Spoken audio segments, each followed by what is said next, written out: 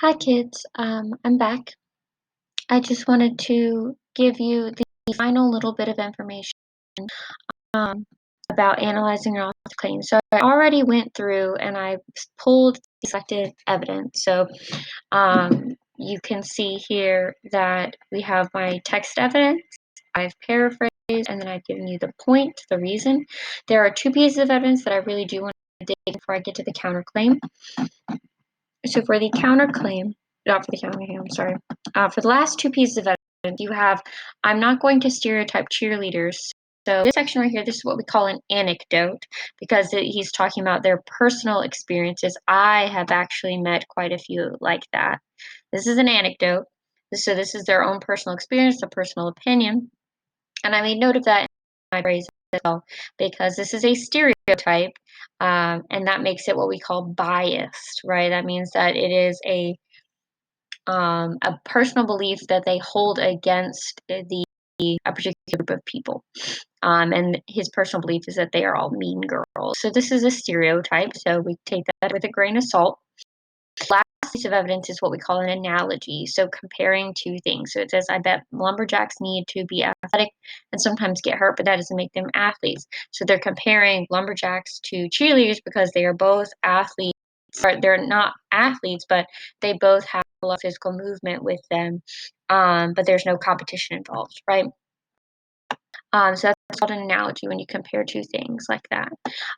So counter arguments. So remember, a counter argument is when you have a author acknowledging the other side to an argument. So we need to look in our passage and see if we can find where the author acknowledged that maybe the other side has a point. So what I noticed when I saw this word sure, and then I saw cheerleading is physical. So he's acknowledging that yes, cheerleading is physical, very much like athletes are physical. So I'm going to copy that because that is our counterclaim. So remember, highlight,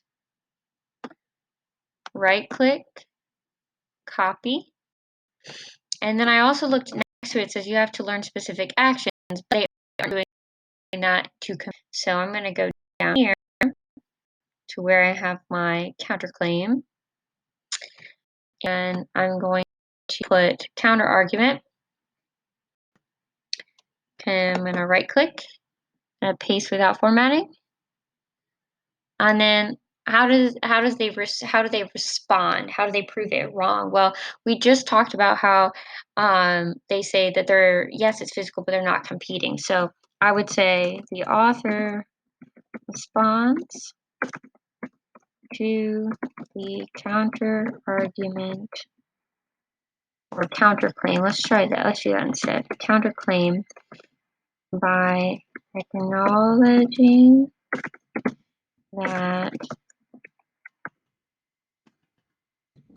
cheerleading is physical, but there isn't a competition involved.